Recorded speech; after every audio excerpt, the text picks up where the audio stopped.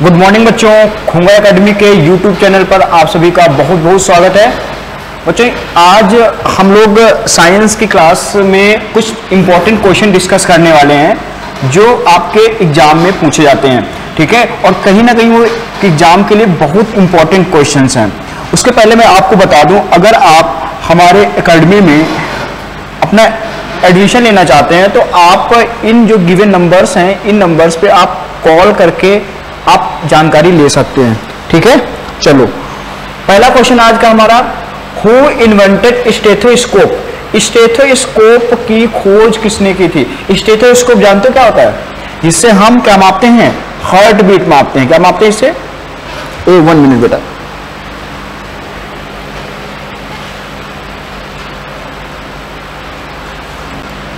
हाँ, स्टेथोस्कोप से क्या मापते हैं बेटा? हार्ट बीट मापते हैं। ये हम हार्ट बीट मापते हैं, ठीक है। और ये हार्ट बीट मापी जाती है किससे? स्टेथोस्कोप से मापे जाते हैं। अब इसकी खोज किसने की थी भाई? जल्दी से बताओ, इसकी खोज किसने की थी? इसकी खोज की थी रेने, लिख लो,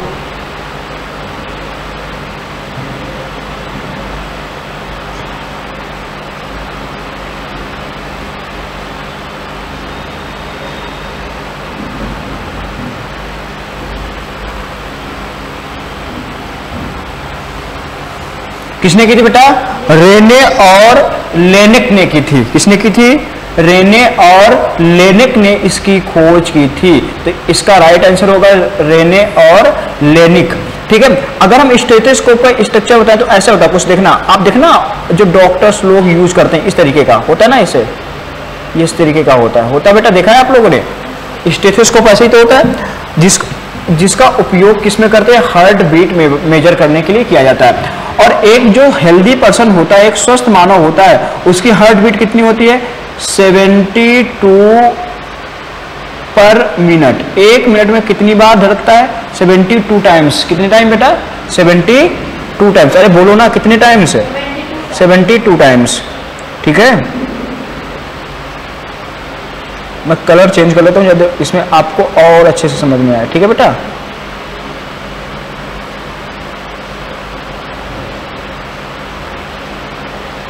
चलो फिर तो एक स्वस्थ मानव में कितनी होती है बेटा? 72 पर मिनट होती है, ठीक है। नेक्स्ट क्वेश्चन करें, question number second. Question number second क्या कह रहा है? देखो पढ़ो। अच्छा, अगर एक इंस्ट्रूमेंट और बताऊं, ये भी इंपॉर्टेंट है, जो ब्लड प्रेशर को मेजर करता है। किसको मेजर करता है? ब्लड प्रेशर को मेजर करता है।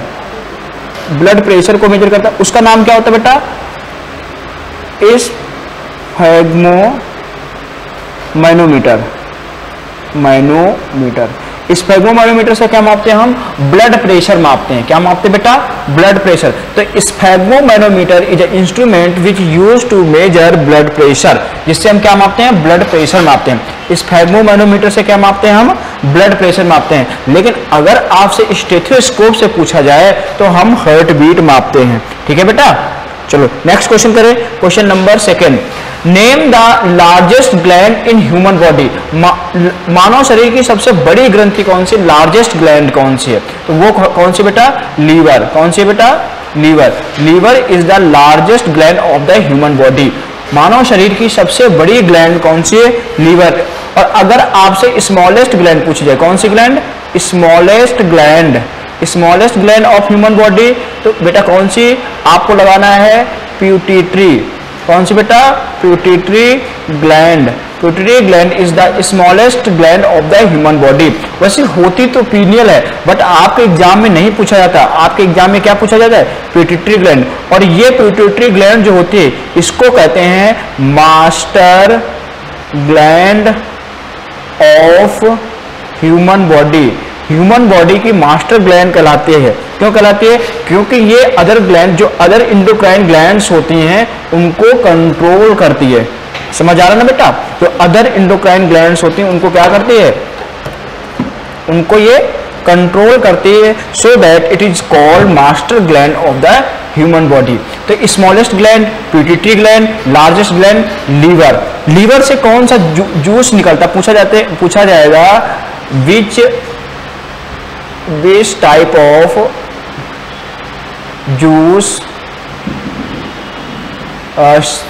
secreted from किससे बेटा, लीवर, लीवर से कौन सा निकलता बेटा, बाइल जूस, कौन सा जूस, बाइल जूस। और ये क्या करता है, ये बाइल जूस क्या करता है, बाइल जूस फैट के इमल्सिफिकेशन में हेल्प करता है, यानी कि फैट को तोड़ने में हेल्प करता है। तो bile juice helps to emulsification of fat. Emulsification का मतलब होता है बेटा, जैसे कि ये फैट बहुत कॉम्प्लेक्स है तो इसको छोटे छोटे टुकड़ों में कन्वर्ट कर देना, ये छोटे छोटे टुकड़ों में कन्वर्ट कर देना किसको, फैट को।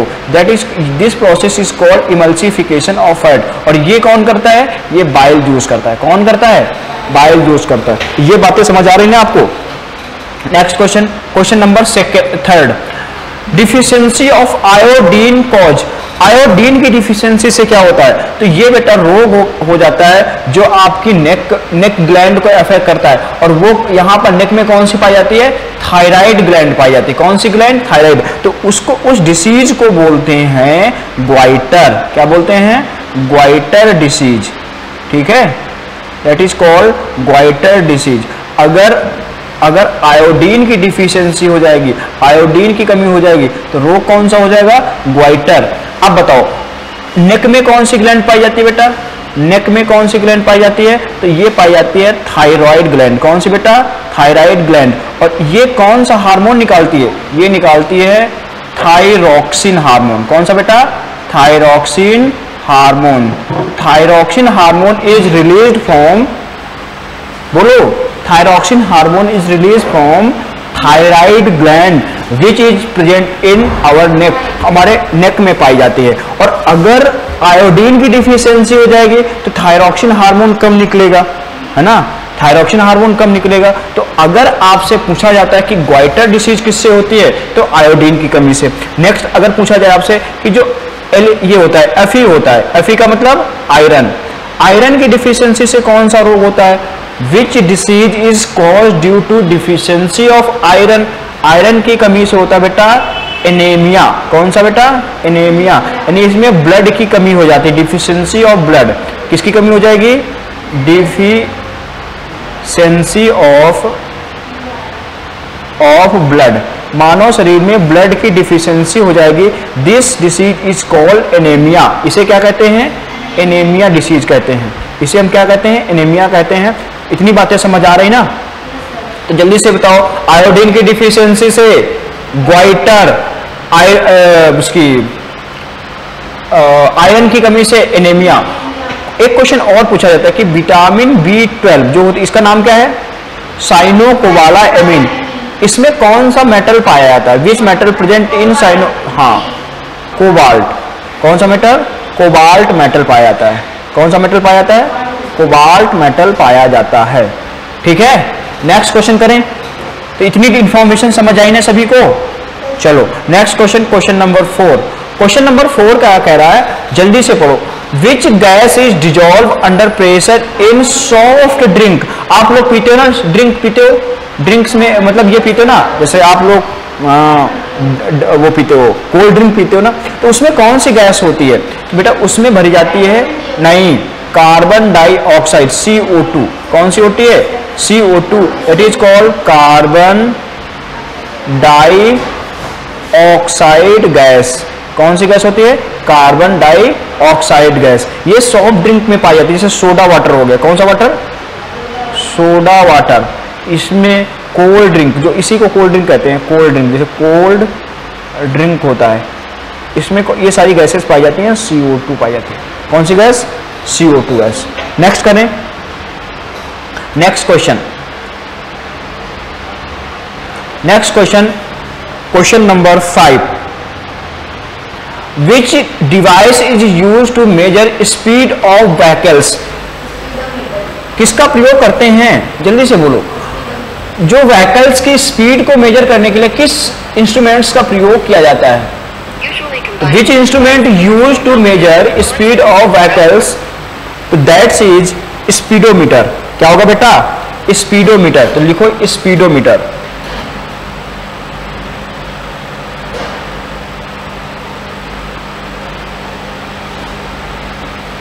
Speedometer is a device which use to measure speed of vehicles. कुछ मैं बता रहा हूं आपके डिवाइस जो इंपॉर्टेंट डिवाइस हैं उनको आप बताओ। जैसे कि एक है फैदोमीटर, सॉरी ये गलत लिख गया, इसको मैं इरेज करके फिर से लिखता हूं।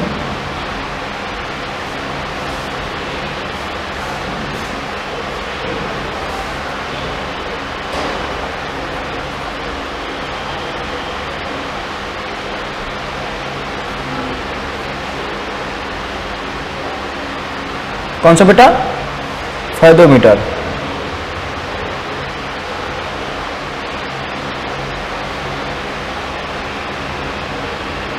हाँ, फैदोमीटर। इसका प्रयोग किसमें करते हैं? इसका प्रयोग किया जाता है डेप्थ ऑफ सी की डेप्थ मापने के लिए। तो लिखो it is use to measure depth of sea. अगर हम आपसे पूछे ए मीटर क्या करते हैं? ये इलेक्ट्रिक करंट को मेजर करने के लिए हम किसका प्रयोग करते हैं? ए मीटर का करते हैं। तो फैदोमीटर से स्पीड ऑफ सी मापते हैं, ए मीटर से क्या मापते हैं? इलेक्ट्रिक करंट मापते हैं। अगर आपसे पूछा जाए कि बैरोमीटर से क्या मापा जाता है? बैरोमीटर, बोलो जल्दी से, बैरोमीटर से क्या मापते हैं? तो एटमॉस्फेरिक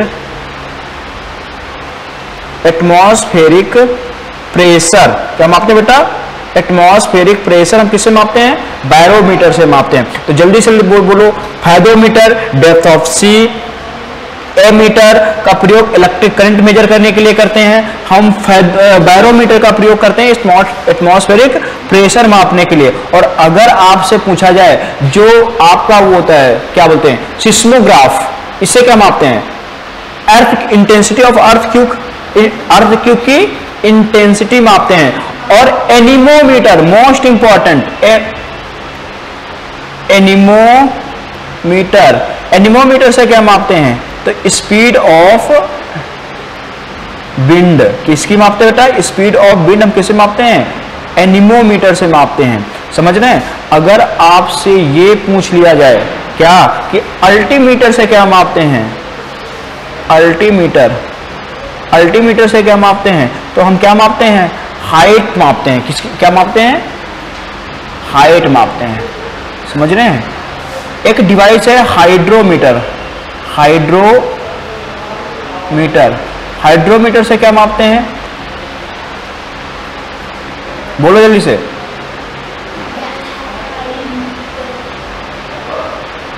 ये सारे के सारे इंपॉर्टेंट हैं जितने मैं लिखा रहा हूं आपको।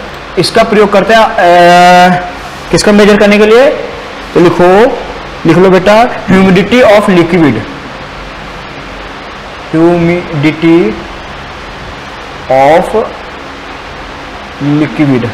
लिक्विड की ह्यूमिडिटी मेजर करने के लिए हम किसका प्रयोग करते हैं? हाइड्रोमीटर का प्रयोग करते हैं। तो बेटा एक क्वेश्चन पूछा गया था, मैंने इतने सारे क्वेश्चन बताओ, तो स्पीडोमीटर का इसमें क्या बोलते हैं, जो इसकी स्पीड होती है उसको किसमें मापते हैं? स्पीडोमीटर। इसका इस क्वेश्चन का आंसर क्या आएगा? Speedometer is the right answer. ठीक है, सारे क्वेश्चंस को आपको नोट करना है क्योंकि सारे के सारे क्वेश्चन आपके लिए बेहद इंपॉर्टेंट हैं। ठीक है बेटा, चलते हैं नेक्स्ट स्लाइड पे। और नेक्स्ट स्लाइड है हमारी, oesophagus, liver, pancreas and intestine are the part of which system of human body. जो इसोफेगस है ना, इसोफेगस, लीवर, पैंक्रियाज, इंटेस्टाइन और ये सारे किसके पार्ट हैं? तो ये बेटा होता है डाइजेस्टिव सिस्टम।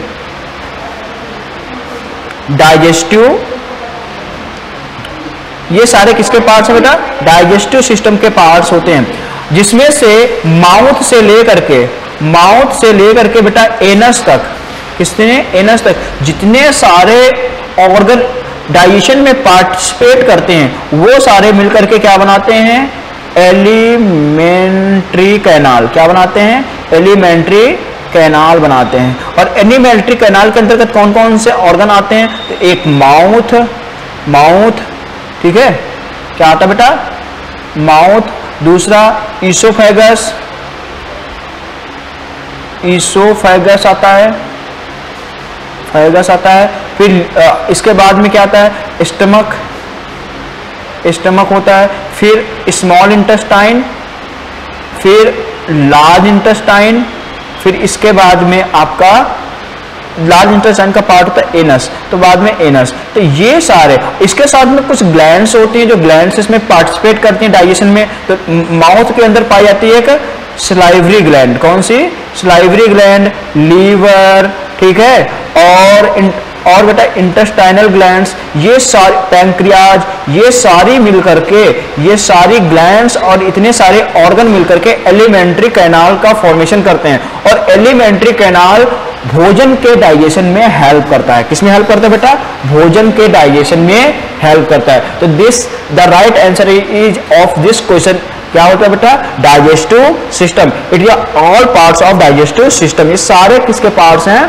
डाइजेस्टिव सिस्टम के पार्ट्स हैं। Next question, question number 7, the study of fungi is called, study of fungi is called बेटा माइकोलॉजी। क्या बोलते हैं, mycology is the study of fungi. अगर आपसे यहीं पर एल्गी की पूछ लेता तब क्या बताते आप, तो बताते आप फाइकोलॉजी। क्या बताते हैं, phycology is the study of algae, ठीक है बेटा। अगर आपसे पूछ लेते सेल की स्टडी बता दो तो साइटोलॉजी, साइटोलॉजी। अगर आपसे बेटा पूछ ले कि आप टिश्यू की स्टडी बता दो, टिश्यू की स्टडी, स्टडी ऑफ टिश्यू, तो histology, histology is the study of tissue,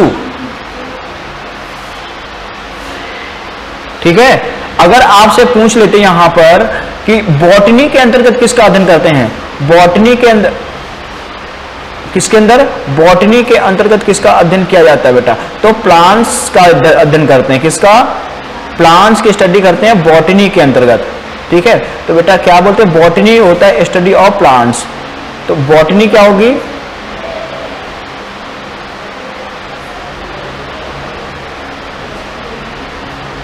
तो बॉटनी क्या है,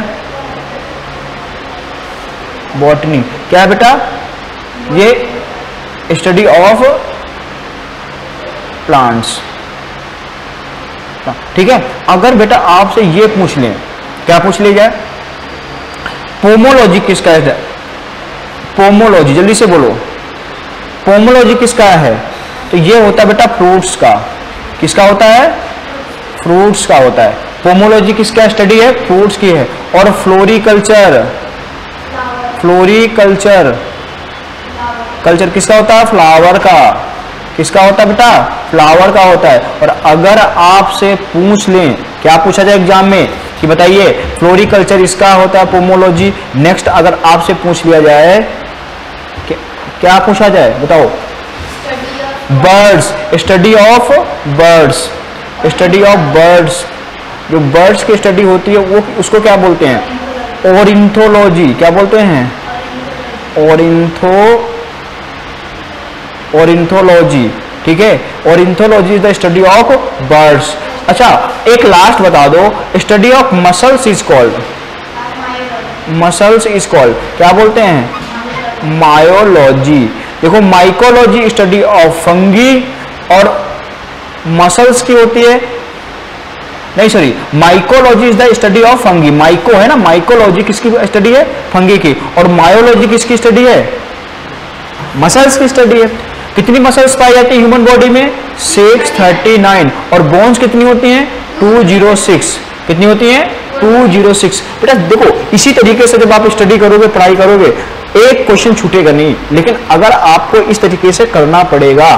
क्वेश्चन नंबर 9, क्वेश्चन नंबर 9 है, the cell wall of plant is made up of. देखिए सेल वॉल किस में पाई जाती है, प्लांट सेल में पाई जाती है। और वो किसकी बनी होती है, वो बेटा किसकी बनी होती है, सेलुलोज की, सेलुलोज की। किसकी बनी होती है, cellulose. The cell wall of plant is made up of cellulose. अच्छा प्लांट सेल में अलग अलग चीजें पाई जाती है, जैसे कि प्लांट सेल में क्या क्या पाया जाता है, प्लांट सेल में क्या क्या है?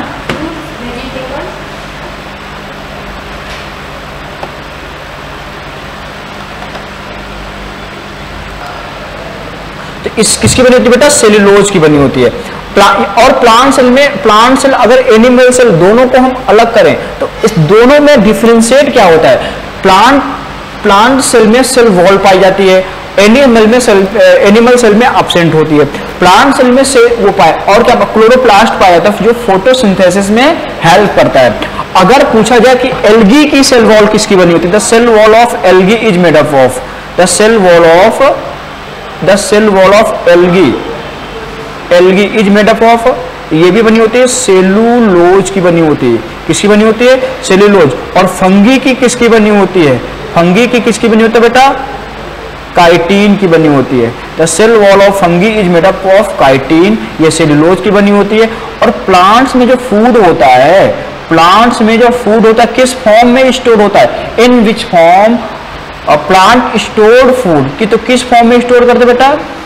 सेलुलोज के फॉर्म में स्टोर करते हैं, है ना, सेलुलोज के फॉर्म में स्टोर करते हैं। और फोटोसिंथेसिस की प्रोसेस ये करते हैं, कौन करते हैं? ग्रीन प्लांट्स करते हैं। क्यों? क्योंकि ये कैसे होते हैं? ऑटोट्रोफिक होते हैं, ऑटोट्रोफिक मोड ऑफ न्यूट्रिशन पाया जाता है, इसीलिए ये फोटोसिंथेसिस प्रोसेस द्वारा अपना भोजन प्रिपेयर करते हैं। इसमें फोटोसिंथेसिस में कार्बन डाइऑक्साइड का यूज करते हैं, वाटर का यूज करते हैं, और इसके साथ में जब गैस कौन सी छोड़ते हैं? वो ऑक्सीजन गैस निकालते हैं। ठीक है, किसके दौरान? फोटोसिंथेसिस के दौरान। अरे बातें समझ आ रही नहीं? इतनी सारी इंफॉर्मेशन आपको समझ आई बेटा? अरे जल्दी से बोलो। चलो next question, question number 9, rusting of iron is a change. बेटा रस्टिंग ऑफ आयरन ये केमिकल चेंज है। कैसा चेंज है बेटा? Chemical change. कैसा चेंज है? केमिकल चेंज है, क्योंकि इसमें एक बार रस्ट बन गई तो रस्ट से फिर से आयरन नहीं बना चाहिए, न्यू सब्सटेंस बना हुआ है। इसमें क्या बना हुआ? एक न्यू सब्सटेंस बना हुआ है। ठीक है, तो जिसमें न्यू सब्सटेंस बनता है वो केमिकल चेंज होता है। तो rusting of iron is a change of chemical. कैसा चेंज है बेटा? केमिकल चेंज है। Next question, question number 10, an image can not B obtained on screen is called. जिस इमेज को हम स्क्रीन पर प्राप्त नहीं कर सकते उसे क्या कहते हैं? तो देखो उसे कहते हैं हम वर्चुअल इमेज। क्या कहते हैं? Virtual image. क्या कहलाती है? Virtual image. तो virtual image can not be obtain on screen, but जो रियल इमेज होती है उसको हम स्क्रीन पर प्राप्त कर सकते हैं। तो कैसी? रियल इमेज को हम किस पर प्राप्त कर सकते हैं?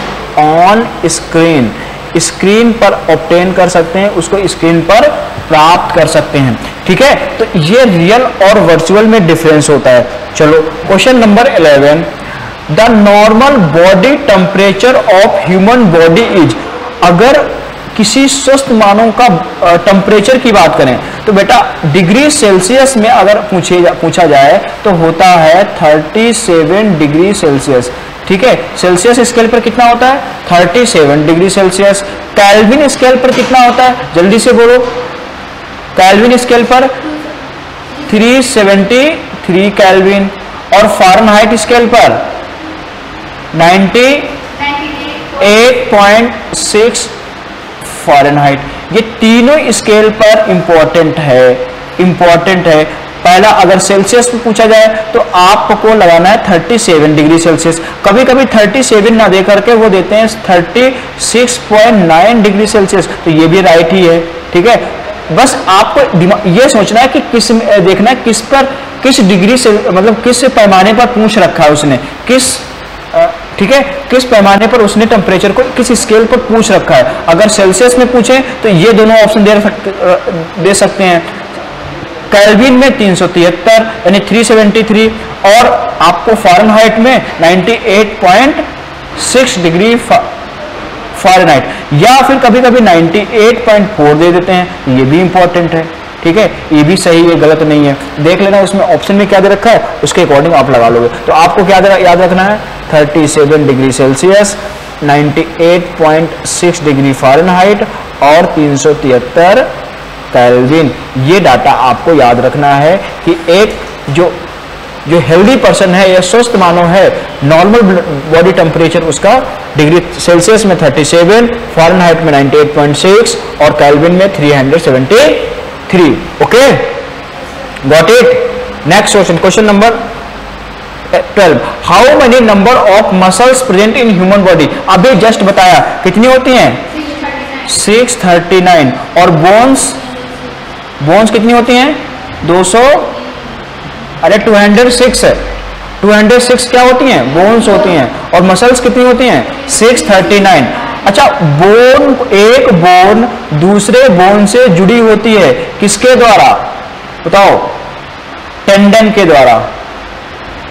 मतलब बोन टू बोन को कौन कनेक्ट करता है? टेंडन. और बोन को मसल्स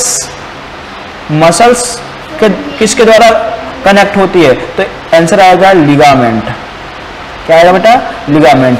बोन को बोन से कौन जोड़ता है? टेंडन. बोन को मसल्स से कौन कनेक्ट करता है? लिगामेंट. कौन करता है बेटा? Ligament. Next question, question number 13. The life span of RBC is. RBC का लाइफ स्पैन क्या होता है? लाइफ स्पैन का मतलब birth to time period between birth to death.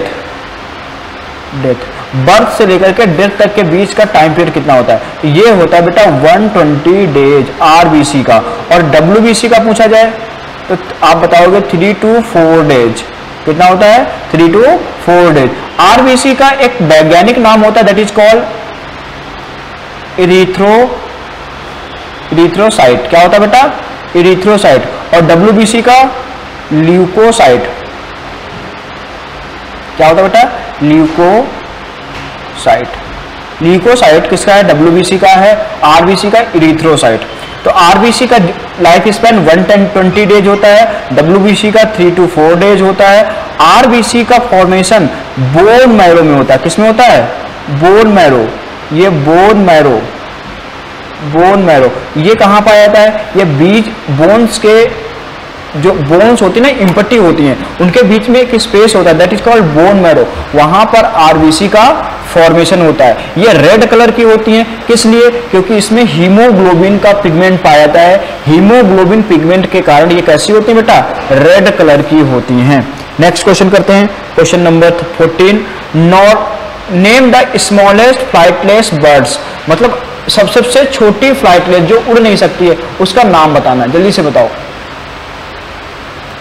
ठीक है. अगर इंडिया की बात करें स्मॉलेस्ट फ्लाइटलेस बर्ड तो कौन सी होती है? पैंग्विन होती है. कौन सी बेटा? पैंग्विन. तो और वैसे इनो भी है, बट इसका इंडिया की अगर बात करें तो पैंग्विन ज्यादा बेटर आंसर है. तो इसका लिख लो पैंग्विन. ठीक है.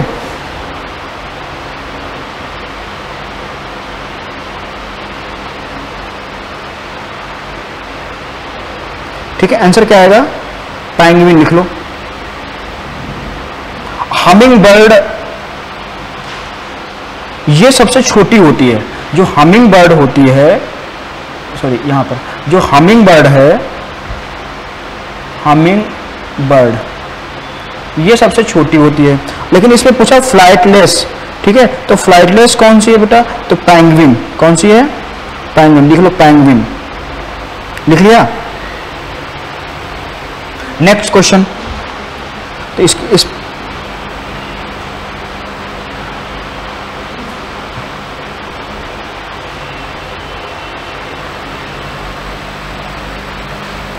पैंग्विन्स लिख लिया. पैंग्विन्स की स्पेलिंग ये लिख दी मैंने, PENGUINS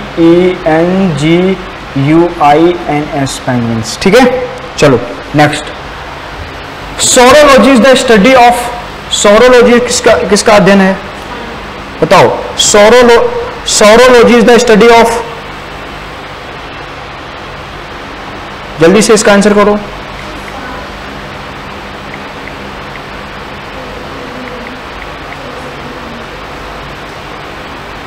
तो ये बेटा लिजार्ड्स की होती है स्टडी. किसकी होती है? लिजार्ड्स. छिपकलियों का अध्ययन क्या कहलाता है? सोरोलॉजी. ठीक है. Next question, question number. ठीक है. तो ये ठीक है. तो ये कितने बेटा आज के हमारे क्वेश्चन कितने थे? आज के क्वेश्चन कितने थे बेटा? हमारे 14 क्वेश्चंस थे. इंपॉर्टेंट क्वेश्चन है तो इनको आपको करना है ना. नेक्स्ट स्लाइड में आपको और भी क्वेश्चंस कराएंगे जो आपके एग्जाम में कहीं ना कहीं पूछे हुए हैं. ठीक है. तो आज के लिए इतने रखते हैं. अच्छा, एक सर्पेंटोलॉजी होता है, वो किसका अध्ययन होता है, बोलो, वो होता है सांप का, ठीक है, किसका होता है, किसका, सांप का होता है। तो saurology is the study of lizard.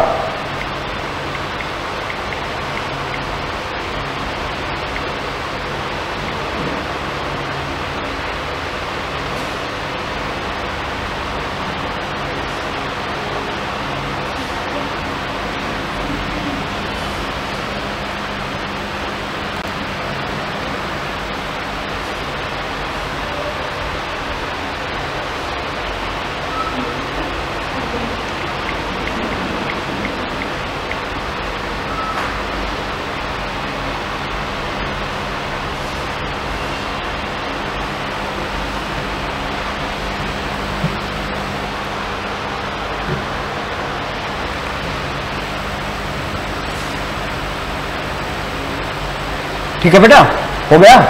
तो आज के लिए इतने रखे ना।